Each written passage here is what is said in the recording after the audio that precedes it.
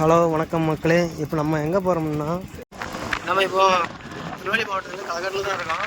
என் தம்பி வீட்டில் வந்து இப்போ சின்ன வேலை நடந்து எங்கள் தம்பி வீட்டில் அதான் அப்படியே நம்ம குளிக்க போக போகிறோம் கிணத்துக்கு.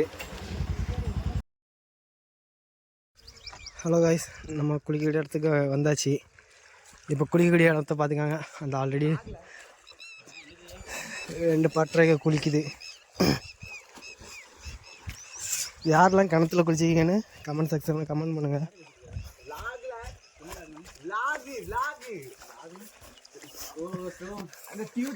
சரிங்களா, இதுதான் கிணறு.